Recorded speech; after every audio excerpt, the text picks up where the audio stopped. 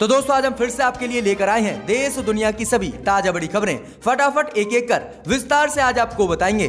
तो वीडियो को अंत तक जरूर देखें। दोस्तों वीडियो बनाने में हमें काफी मेहनत लगी है, तो वीडियो को लाइक जरूर कर दें। दोस्तों पहली खबर में आपको बताएंगे कि हाई कोर्ट की आपत्ति के बाद भी नहीं मान रहे योगी ने फिर से लखनऊ में लगवाए CAA प्रदर्शनकारियों के पोस्टर, साथ ही 5,000 रुपए का योगी ने लगाया है इन प्रदर्शनकारियों पर इनाम। तो वहीं आपको बताएंगे कि बिहार चुनाव में तीसरे चरण के मतदान से पहले ही नीतीश कुमार ने कर दिया राजनीति से संन्यास लेने का ऐलान, कहा यह होगा मेरा अंतिम चुनाव। तो वहीं आपको बताएंगे कि अमेरिका के राष्ट्रपति डोनाल्ड ट्रंप ने किया बड़ा ऐलान, अगर राष्ट्रपति चुनाव में हारे तो छोड़ देंगे अमेरिका। जी दोस्तों ये बड़ा ऐलान कर दिया है। तो वहीं आपको बताएंगे कि बीजेपी जेडीयू की बड़ी मुश्किलें, चारा घोटाले मामले में आज जेल से बाहर आ सकते हैं लालू यादव, बीजेपी जेडीयू की बढ़ेंगी मुश्किलें। तो वहीं आपको बताएंगे कि हाथरस कांड को लेकर इलाहाबाद हाई कोर्ट ने योगी सरकार को लगाई फटकार, कहा हाथरस के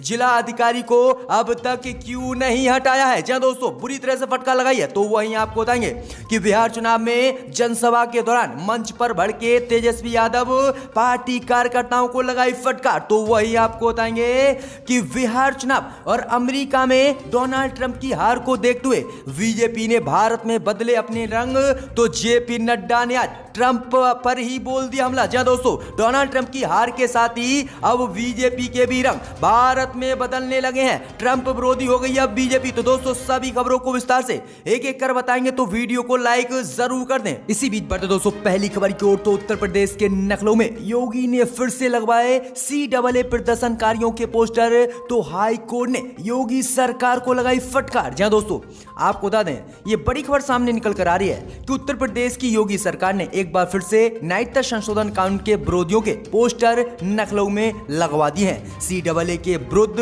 बीते साल हुए प्रदर्शन में शामिल 8 प्रदर्शनकारियों पर योगी सरकार ने गैंगस्टर एक्ट के तहत कार्रवाई करते हुए उनको भगौड़ा घोषित कर दिया है। वहीं आपको बता दें कि उत्तर प्रदेश पुलिस द्वारा घोषणा की गई है कि इन प्रदर्शनकारियों की सूचना देने वालों को 5,000 रुपए का इनाम भी दिया जाएगा। ये तब है जब पोस्टर लगाने पर इलाहाबाद हाई कोर्ट ने योगी सरकार को फटकार लगाई थी और कहा था कि किसी भी आम व्यक्ति की इस तरह से बेइज्जती नहीं की जा सकती और ये स्वतंत्रता अभिव्यक्ति की आजादी पर एक बड़ा हमला है। इसके बावजूद भी उत्तर प्रदेश की योगी सरकार ने आज फिर से राजधानी लखनऊ में ये पोस्टर लगवाए हैं। वहीं आपको बता दें कि पुलिस द्वारा राजधानी लखनऊ के थानों और सार्वजनिक स्थानों पर इन प्रदर्शनकारियों की तस्वीरें वाले पोस्टर लगाए गए हैं। इन पोस्टर पर प्रदर्शनकारियों की तस्वीर के साथ उनके पिता का भी नाम लिखा गया है। इसके अलावा पोस्टर पर लिखा गया है कि इन प्रदर्शनकारियों की जानकारी देने वाले को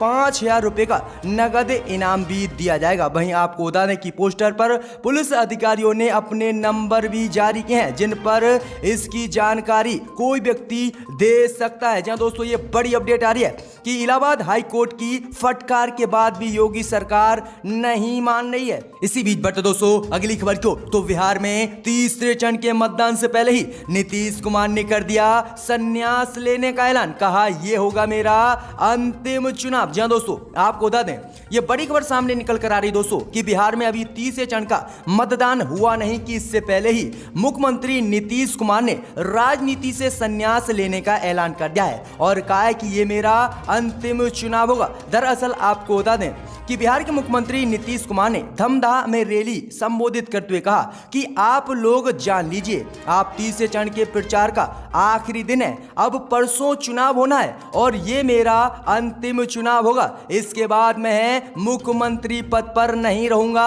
और ना ही मैं अब चुनाव लड़ूंगा और मैं इस चुनाव के बाद संन्यास ले लूंगा। वहीं जनता से नीतीश कुमार ने अपील की है कि अब आप बताइएगा वोट दोगे मुझे या नहीं। जब दोस्तों आपको बता दें कि नीतीश कुमार साल 1977 में पहला चुनाव उन्होंने अपना लड़ा था। वहीं आपको बता दें कि साल 2005 में वह बिहार के पहले मुख्यमंत्री बने थे, जिसके बाद आज उन्होंने संन्यास लेने का ऐलान कर दिया है। दोस्तों ये बड़ी अपडेट है कि नीतीश कुमार बिहार चुनाव के बाद संन्यास ले लेंगे। इसी बीच बढ़ते दोस्तों अगली खबर को, तो अमेरिका चुनाव में ट्रंप ने किया बड़ा ऐलान, अगर मैं राष्ट्रपति चुनाव हारा तो छोड़ दूंगा अमेरिका। जी दोस्तों आपको बता दें ये बड़ी खबर सामने निकल कर आ रही है कि अमेरिका के राष्ट्रपति डोनाल्ड ट्रंप ने आज बड़ा ऐलान किया है। जैसा कि आप जानते हैं कि अमेरिकी राष्ट्रपति चुनाव में जो बाइडेन डोनाल्ड ट्रंप से काफी आगे चल रहे हैं। वहीं आपको बता दें कि जो बाइडेन अभी तक 264 सीट जीत चुके हैं, जबकि डोनाल्ड ट्रंप 214 सीटों पर ही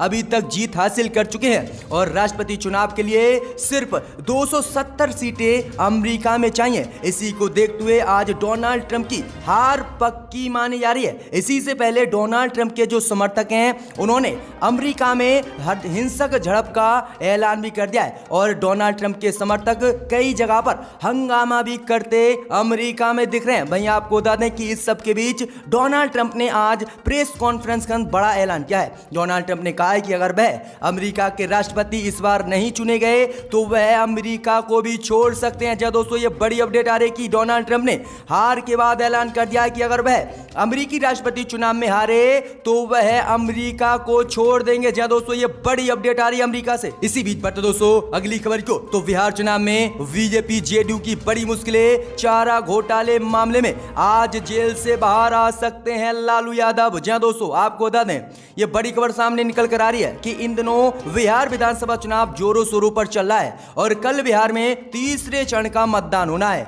इसी से पहले ही बीजेपी जेडीयू की मुश्किलें बढ़ाने के लिए लालू प्रसाद यादव जेल से आज बाहर आ सकते हैं। जहां दोस्तों आपको बता दें कि चारा घोटाले के 4 विभिन्न मामलों में सजा काट रहे राजद सुप्रीमो लालू प्रसाद यादव के खिलाफ दुमका कोषागार से गबन के मामले में जमानत पर शुक्रवार को सुनवाई होगी। इस मामले में जमानत मिलने पर लालू यादव जेल से बाहर आज आ सकते हैं। जहां दोस्तों ये बड़ी अपडेट आ रही है कि अगर आज लालू यादव को जमानत मिल गई तो वह आज जेल से बाहर आएंगे, जिसका सीधा असर बिहार विधानसभा चुनाव पर पड़ेगा और बीजेपी जेडीयू को इसका खतरा दिख रहा है। जहां दोस्तों बड़ी अपडेट आ रही है कि आज लालू यादव जेल से बाहर आ सकते हैं। इसी बीच बढ़ते दोस्तों अगली खबर को, तो ममता बनर्जी ने अमित शाह की उड़ाई खल्लिया, कहा पश्चिम बंगाल में नहीं राज कर पाएंगे गुजराती, पश्चिम बंगाल में बंगाली करेंगे राज। दोस्तों आपको बता दें कि पश्चिम बंगाल में गृह मंत्री अमित शाह 2 दिवसीय दौरे पर गए हैं और इसी को लेकर अब तृणमूल कांग्रेस ने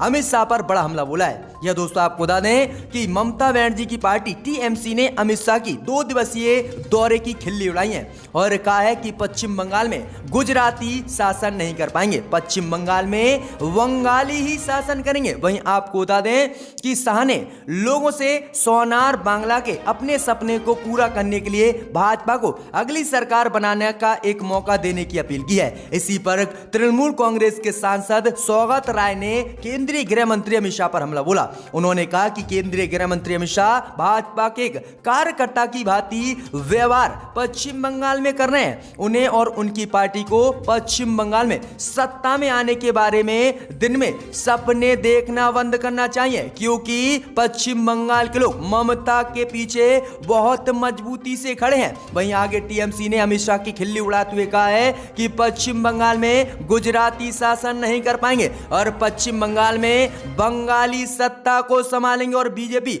ये अपना सपना देखना बंद करे। तो ये बड़ा हमला टीएमसी ने अमित शाह पर बोला है। इसी बीच बढ़ते दोस्तों अगली खबर को, तो हाथरस मामले को लेकर इलाहाबाद हाई कोर्ट ने योगी सरकार को लगाई फटकार, कहा हाथरस के जिलाधिकारी को अब तक योगी ने क्यों नहीं हटाया। जब दोस्तों आपको बता दें ये बड़ी खबर सामने निकल कर आ रही दोस्तों कि उत्तर प्रदेश के हाथरस मामले को लेकर इलाहाबाद हाई कोर्ट ने आज उत्तर प्रदेश की योगी सरकार को फटकार लगाई है। वहीं आपको बता दें कि इलाहाबाद हाई कोर्ट ने आदेश जारी करते हुए सरकार से पूछा है कि उत्तर प्रदेश की योगी सरकार ने अभी तक जिला अधिकारी को आखिरकार क्यों नहीं हटाया है। अदालत ने सीबीआई से कहा है कि वह आगामी 25 नवंबर को मामले की अगली सुनवाई पर अदालत को यह बताए कि वह प्रकरण की जांच पूरी करने में कितना समय और लेगी। साथ ही जो है कोर्ट ने कहा है कि बेहतर ये नहीं होता कि मामले की जांच लंबित होने के दौरान योगी सरकार जिला अधिकारी को कहीं और तैनात कर देती ताकि स्वतंत्र और निष्पक्ष जांच हाथरस मामले की हो सके। वहीं कोर्ट ने आशंका जताई है कि कहीं जिला अधिकारी खुद को बचाने के लिए पीड़ित परिवार पर ही आरोप ना लगा दें। वहीं आपको बता दें कि सीबीआई कोर्ट पर कल परिवार ने भी सवाल उठाए थे और कहा था कि सीबीआई जांच करने आई थी और वह हम पर ही हमारी बहन की हत्या का आरोप लगा रही थी, जिसके बाद ये इलाहाबाद हाई कोर्ट ने योगी को फटकार लगाई और कहा है कि हाथरस के जिला अधिकारियों को अब तक आखिरकार क्यों सस्पेंड नहीं किया है और क्यों नहीं हटाया है। देखते हैं योगी सरकार इसका क्या जवाब देती है कोर्ट में। इसी बीच बढ़ते दोस्तों अगली खबर को, तो बिहार चुनाव में जनसभा के दौरान मंच पर भड़के तेजस्वी यादव पार्टी कार्यकर्ताओं को लगाई फटकार। जी दोस्तों आपको बता दें कि बिहार विधानसभा चुनाव के आखिरी चरण का प्रचार शाम 5 बजे कल समाप्त हुआ। प्रचार के आखिरी दिन सभी राजनीतिक दल अपने अपने उम्मीदवारों के प्रचारों में पूरी ताकत झोंक रहे थे। इसी क्रम में समस्तीपुर के हाउसिंग बोर्ड मैदान में तेजस्वी यादव राष्ट्रीय जनता दल के उम्मीदवार अख्तरुल इस्लाम शाहीन के पक्ष में जनसभा को संबोधित करने पहुंचे, लेकिन माइक की खराबी और मंच पर वध इंतजामी के कारण जनसभा को वह संबोधित नहीं कर पाए। मंच की कुव्यवस्था और माइक की खराबी के कारण तेजस्वी यादव अपने आप को संभाल नहीं पाए और वहां उपस्थित कार्यकर्ताओं पर आक्रोशित हो गए। उन्होंने मंच पर उपस्थित समस्तीपुर राजद के कई वरिष्ठ कार्यकर्ताओं को जमकर फटकार लगाई।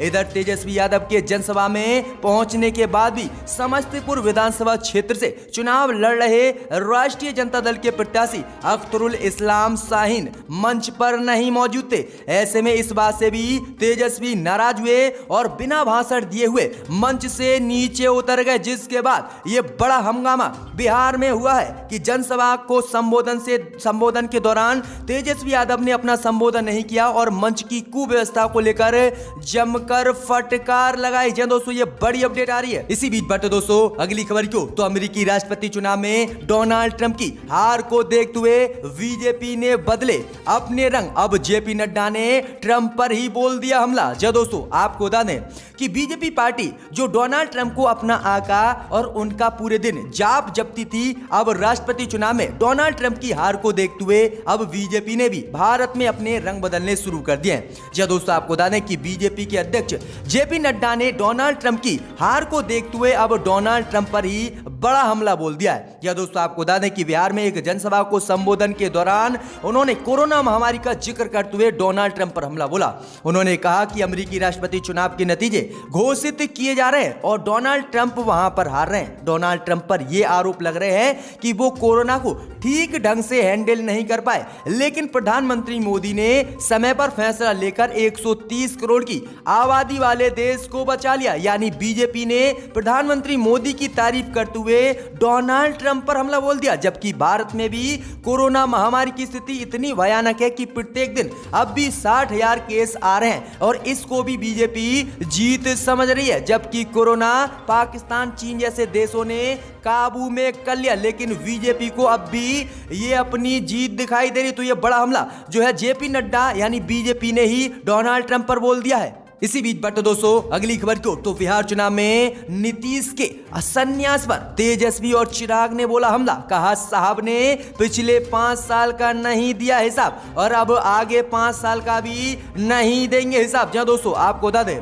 कि बिहार विधानसभा चुनाव में अब तक 2 चरणों का मतदान हो चुका है और तीसरे चरण का मतदान 7 नवंबर को बिहार में होना है। इसी दौरान आपको बता दें कि नीतीश कुमार ने ऐलान किया था कि वह इसके बार मुख्यमंत्री पद का चुनाव नहीं लड़ेंगे और वह राजनीति से संन्यास ले लेंगे। अब इसी को लेकर लोजपा के अध्यक्ष चिराग पासवान ने बड़ा हमला नीतीश पर बोला। लोजपा ने कहा है कि नीतीश कुमार के संन्यास लेने के बयान के बाद जेडीयू के कई नेताओं में हड़कंप है। जेडीयू के कई नेता अब बेरोजगार हो गए हैं। इन बेरोजगारों को बिहारी फर्स्ट में कोई जगह नहीं दी जाएगी। अब वह हमेशा बेरोजगारी रहेंगे। बिहार को अब और बर्बाद नहीं होने देंगे।